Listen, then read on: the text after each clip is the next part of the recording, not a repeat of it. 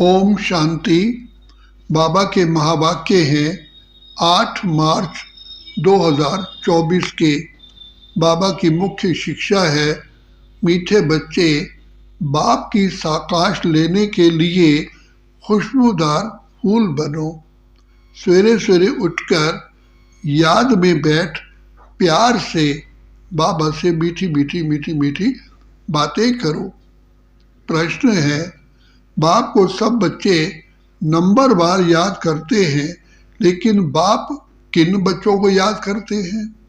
तो बाबा स्वयं जवाब दे रहे हैं, जो बच्चे बहुत मीठे हैं, जिन्हें सर्विस के बिना और कुछ सोचता ही नहीं, जो अति प्रेम से बाप को याद करते, खुशी में प्रेम के आंसू बहाते, ऐसे बच्चों को बाप भी याद करते हैं। बाप की नजर फूलों तरफ जाती है, कहेंगे फलानी आत्मा बड़ी अच्छी है।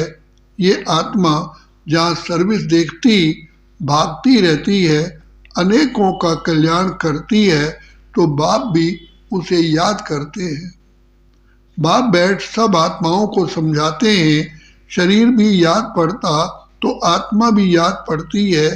शरीर बिगर आत्मा को नहीं याद किया जा सकता।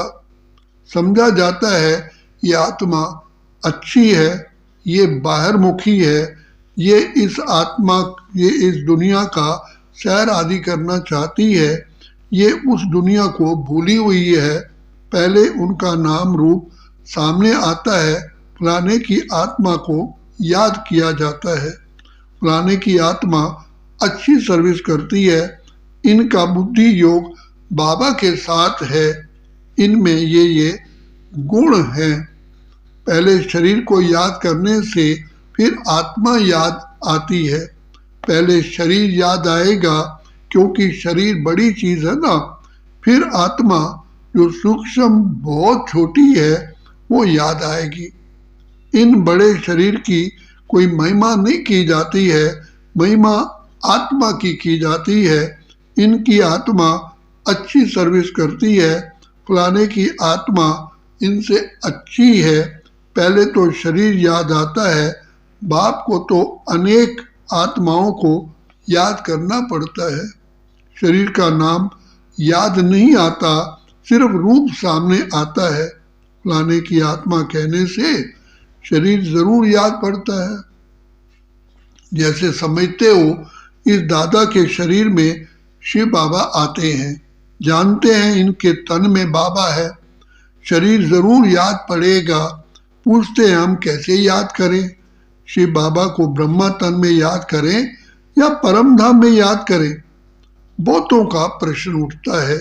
बाबा कहते, मीठे बच्चे, याद तो आत्मा को ही करना है, परंतु शरीर भी जरूर याद आता है। पहले शरीर फिर आत्मा। बाबा इनके शरीर में बैठे हैं तो जरूर शरीर याद आएगा। फलाने शरीर वाली आत्मा में ये गुण है। बाबा भी देखते रहते हैं, कौन मुझे याद करते हैं, किस में बहुत गुण है, किस किस फूल में खुशबू है। फूलों से सबका प्यार होता है। गुलदस्ता बनाते हैं, उसमें राजा रानी प्रजा भिन्न भिन्न फूल पत्ते आदि सब बनाते हैं। बाप की नजर फूलों की तरफ ही जाएगी, कहेंगे फलाने की आत्मा बड़ी अच्छी है, बड़ी सर्विस करती है। आत्मा अभिमान में रहे बाप को याद करते रहते हैं। जहाँ सर्विस देखते हैं वहाँ भागते हैं। फिर भी सवेरे उठकर याद में बैठते होंगे तो किसको याद करते होंगे? शिव बाबा परम धाम में याद आता होगा या मधुबन में याद आता होगा? बाबा याद आता होगा ना। इसमें शिव बाबा है, क्योंकि बाप तो अभी नीचे आ गया है, मुरली चलाने के लिए आए हैं। इनका अपने घर में तो कोई काम है ही नहीं, वहाँ जाकर क्या करेंगे? इस तन में ही प्रवेश करते हैं, तो पहले पहले जरूर शरीर याद आएगा, फिर आत्मा। फलाने शरीर में जो आत्मा है ये अनन्य अच्छी है, इनको सर्विस बिगर कोई सोचता ही नहीं है, बहुत मीठी है। बाबा बैठे रहते हैं, सबको देखते रहते हैं, फलानी बच्ची बहुत अच्छी है, बहुत याद करती है। बांदेली बच्चियों को विकार के लिए कितनी मार मिलती है, कितना प्रेम से याद करती होंगी। जब बहुत याद करती हैं तो खुशी के मारे प्रेम के आंसू भी आ जाते हैं। कभी कभी वह आंसू गिर भी पड़ते हैं। बाबा को और धंधा ही क्या है, सबको याद करते हैं। बहुत बच्चियां याद आती हैं, फलाने की आत्मा में दम नहीं है, बाप को याद ही नहीं करती, किसको सुख नहीं देती, ये अपना ही कल्याण नहीं करती, बाप तो यही जांच करते रहेंगे। याद करना माना साकाश देना। आत्मा का कनेक्शन परमात्मा के साथ रहता है ना, एक दिन आएगा जबकि बच्चे योग में बहुत रहेंगे, ये भी किसको याद करेंगे तो जट साक्षात्कार होगा। आत्मा तो है ही छोटी बिंदी, साक्षात्कार करें तो भी कोई समझ ही ना सके, फिर भी शरीर ही याद आता है। आत्मा है छोटी ज्योति बिंदु, परंतु याद करती है तो उनकी आत्मा पावन बनती जाती है। बगीचे में वैरायटी फूल होते हैं, बाबा भी देखते हैं ये बहुत अच्छा खुशबूदार फूल है, ये इतना नहीं तो पद भी कम होगा। बाबा के जो मददगार बनते हैं वही ऊंच पद पाते हैं। वह भी जो बाप को याद करते हैं ब्राह्मण से ट्रांसफर हो देवता बनते हैं। ये वर्णन भी संगम पर ही कर सकते हैं कि ये दैवी फूल है ना, आसरी फूल है। फूल तो सब है परंतु वैरायटी बहुत है। बाबा भी याद करते रहते हैं। टीचर अपने स्टूडेंट्स को याद तो करेंगे ना, ये कम पढ़ते हैं दिल में तो समझेंगे ना।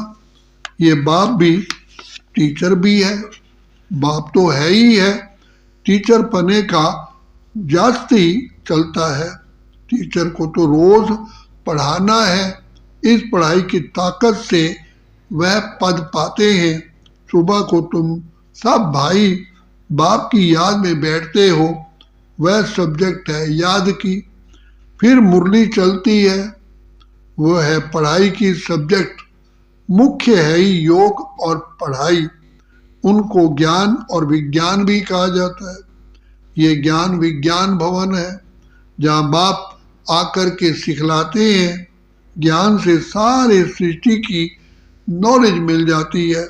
विज्ञान माना तुम योग में रहते हो जिससे तुम पावन बन जाते हो, तुमको अर्थ का पता है। बाप बच्चों को देखते रहते हैं, देही अभिमानी बनने से ही भूत निकलेंगे। ऐसे नहीं सबके भूत फट से निकल जाएंगे। हिसाब किताब जब चुकतू हो फिर चलन अनुसार ही पद पाएंगे। क्लास ट्रांसफर होते हैं, इस दुनिया का ट्रांसफर नीचे हो रहा है और तुम्हारा ऊपर हो रहा है, कितना फर्क है। वह कलयुगी सीढ़ी नीचे उतरते जाते हैं और तुम पुरुषोत्तम संगम युगी सीढ़ी ऊपर चढ़ते जाते हो। दुनिया तो यही है, सिर्फ बुद्धि का काम है। तुम कहते हो हम संगम युगी ब्राह्मण हैं, पुरुषोत्तम बनाने लिए बाप को आना पड़ता है। तुम्हारे लिए अब पुरुषोत्तम संगम युग है, बाकी सब घोर अंधियारे में है। भक्ति को वह बहुत अच्छा समझते हैं क्योंकि ज्ञान का उन्हों को मालूम ही नहीं है। तुमको अभी बच्चे ज्ञान मिला है, तुम सब तब तुम समझते हो ज्ञान की एक चुटकी से आधा कल्प के लिए हम चढ़ जाते हैं, फिर वहाँ ज्ञान की बात भी नहीं होगी। ये सब बातें मार्थी बच्चे ही सुनकर धारण कर और सुनाते रहेंगे। बाकी तो यहाँ से निकले और खलास। कर्म अकर्म विकर्म का राज भी भगवान ही समझाते हैं। ये है कल्प का संगम युग, जबकि पुरानी दुनिया खत्म हो नई दुनिया स्थापन होनी ही है। विनाश तो सामने खड़ा है, तुम संगम युग पर खड़े हो और मनुष्यों के लिए अभी ये कलयुग चल रहा है। कितना घोर अंधियारा है, गिरते ही रहते हैं, कोई तो गिराने के निमित्त भी होगा, वो है रावण। इस सभा में वास्तव में कोई पतित बैठ नहीं सकता। पतित वायुमंडल को खराब ही करेंगे।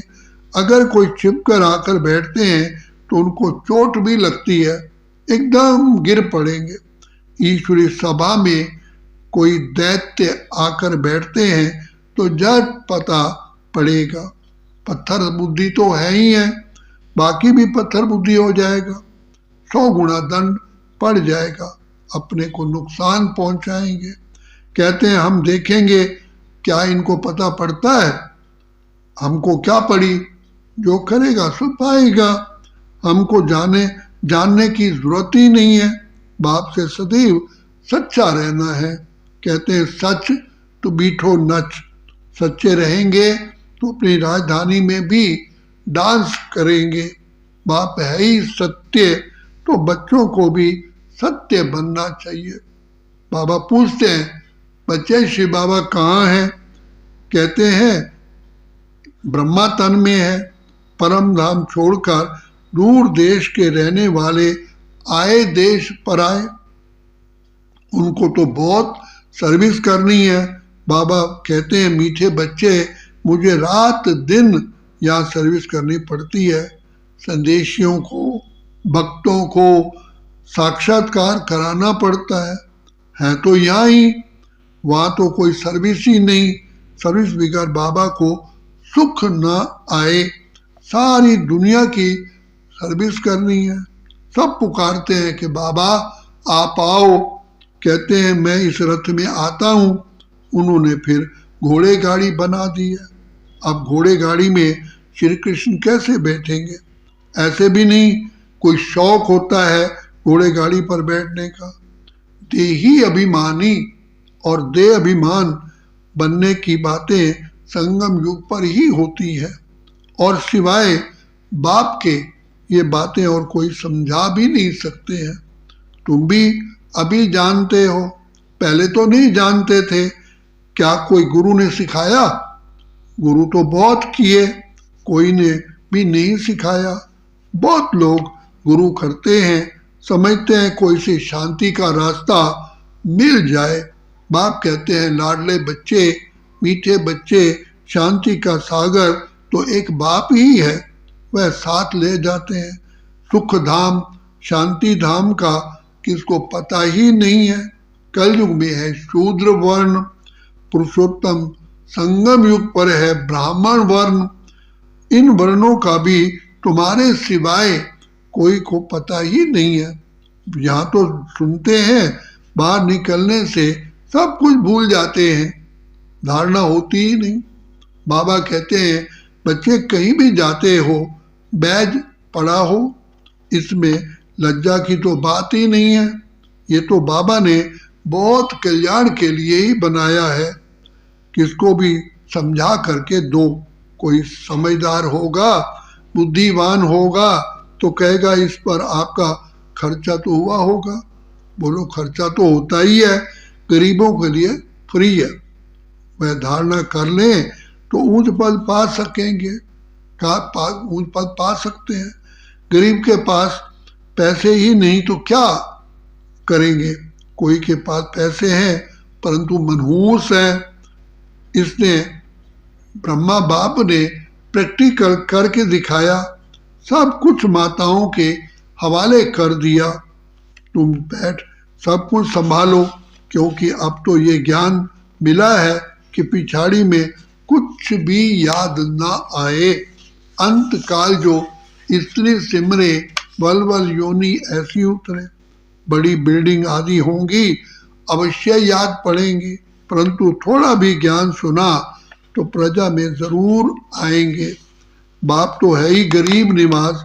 कोई कोई के पास पैसे होते हैं तो भी मनहूस होते हैं। ऐसे नहीं समझते कि पहला वारिस तो शिव बाबा है, पहले मेरा बेटा शिव बाबा है। भगवान वारिस तो भक्ति मार्ग में भी है, ईश्वर अर्थ देते हैं, क्या वो कंगाल है जो उनको देते हैं?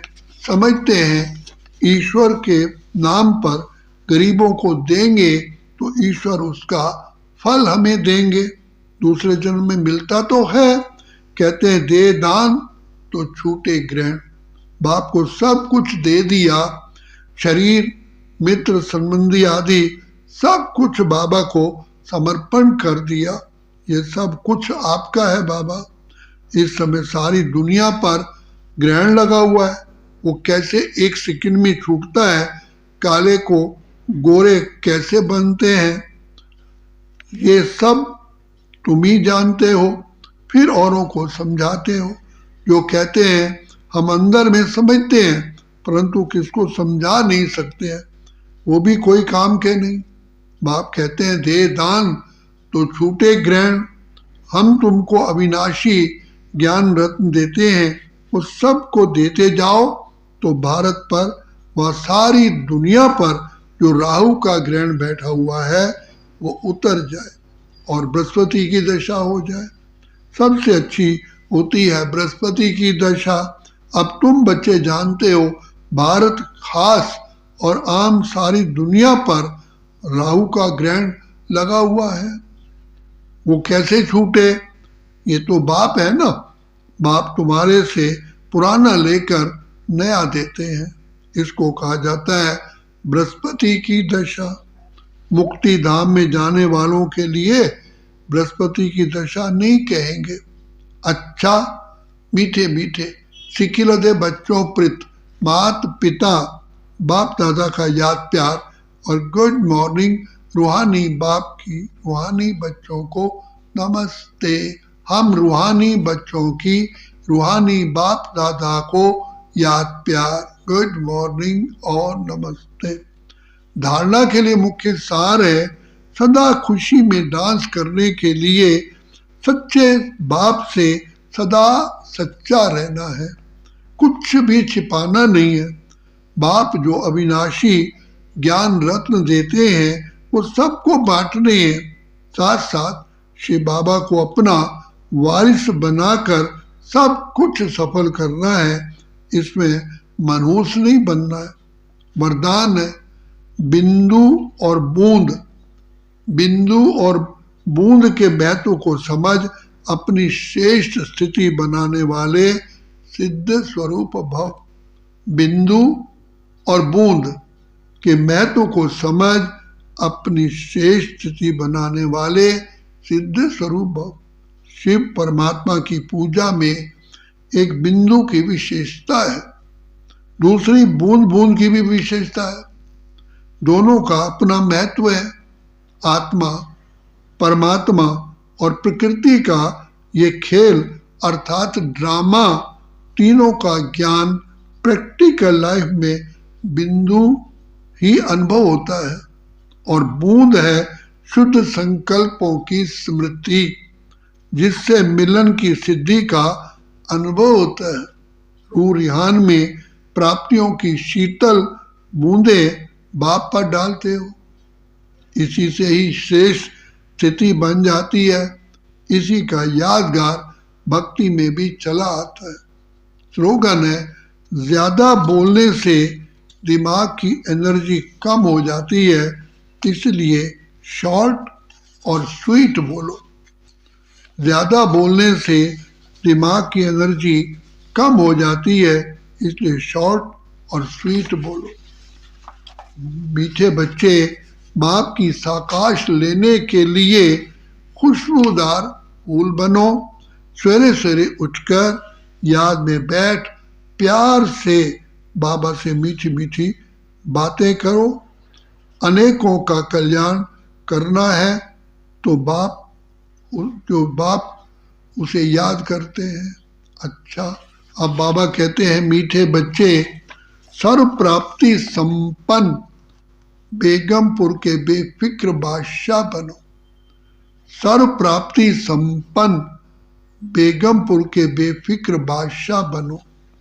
उसके लिए बाबा इशारा देते हैं भविष्य राज्य भाग्य प्राप्त करने के पहले वर्तमान समय बेगमपुर के बादशाह हो, अर्थात संकल्प में भी गम व दुख की लहर ना हो, क्योंकि दुखधाम से निकल अब संगम पर खड़े हो। बेगमपुर का बादशाह अर्थात सर्व खुशियों के खजाने का मालिक, खुशियों का खजाना ब्राह्मणों का जन्म सिद्ध अधिकार है। पाना था सो पा लिया, इसी नशे और खुशी में रहो। ओम शांति, ओम शांति, ओम शांति।